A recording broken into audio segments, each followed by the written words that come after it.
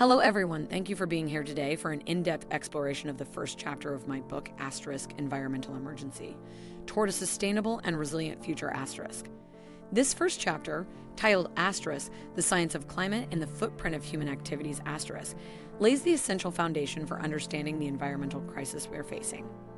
Together, we will delve into the history of climate science, the tangible evidence of global warming, and the massive impact of human activities. My goal is clear: to provide you with the tools to grasp the urgency and magnitude of the problem, while highlighting the crucial role of scientific knowledge in the fight against climate change. At the end of this presentation, I invite you to check the link in the description to purchase my book, available in multiple languages, and don't forget, subscribe to this channel and turn on notifications so you don't miss out on important discussions about the environment. Earth's climate is the result of a delicate balance between solar energy inputs and the natural mechanisms that regulate this energy. For thousands of years, this balance has allowed life to thrive. However, since the onset of the industrial era, human activities have disrupted this system by increasing greenhouse gas, GHG, concentrations in the atmosphere. This chapter explores the evolution of our scientific understanding of the climate, from the early discoveries about the greenhouse effect in the 19th century to the recent reports of the IPCC. It also details the human contributions to this crisis, particularly through industry, agriculture, and transportation. Understanding climate science is not merely an intellectual pursuit. It is an imperative for taking effective and informed action in the face of the environmental emergency.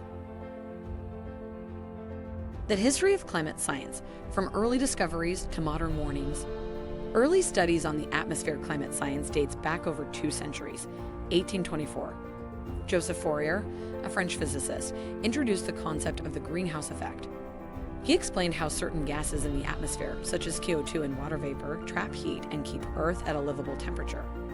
1861, John Tyndall, a British scientist, experimentally demonstrated that certain gases, including carbon dioxide and methane, absorb infrared heat, contributing to the greenhouse effect. 1896, Svante Arrhenius, a Swedish chemist, calculated that doubling the concentration of CO2 in the atmosphere could lead to a global temperature increase of 5 to 6 degrees Celsius.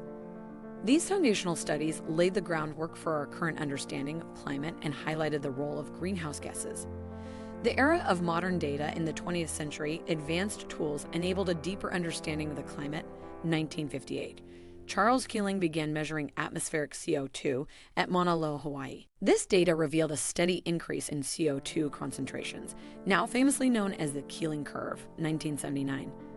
The first international scientific climate report, the Charney Report, confirmed that human activities are a major cause of global temperature increases. 1988. The establishment of the IPCC, Intergovernmental Panel on Climate Change, marked a pivotal moment in global scientific coordination to study climate change and propose solutions. A rise in global temperatures. Since the beginning of the industrial era, the global average temperature has increased by 1.1 degrees Celsius. This may seem minor, but it has massive consequences.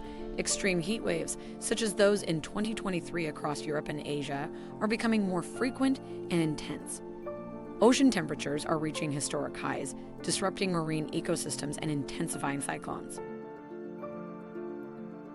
Extreme weather events. Hurricanes, wildfires, and droughts are becoming more frequent and devastating. In 2021, floods in Germany and Belgium caused damages estimated at over €30 billion. The 2020 wildfires in Australia destroyed 19 million hectares and killed more than 3 billion animals. High-impact sectors.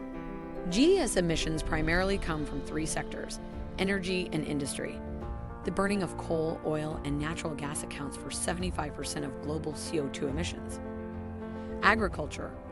Agricultural practices, particularly intensive livestock farming, contribute methane and nitrous oxide, both potent greenhouse gases.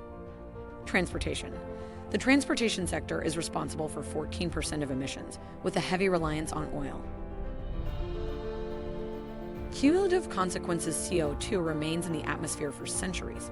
Current emissions will have impacts on future generations, making it all the more critical to immediately change our production and consumption patterns. A chapter for understanding and acting.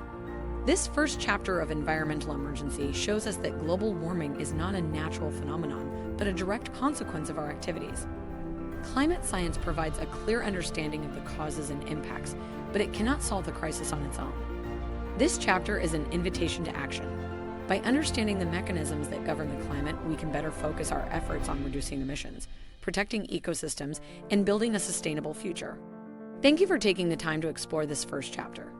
If you would like to dive deeper into this topic and discover the solutions outlined in the following chapters, I invite you to read Environmental Emergency: Toward a Sustainable and Resilient Future. You can find a link in the description to purchase the book, available in multiple languages to reach a global audience.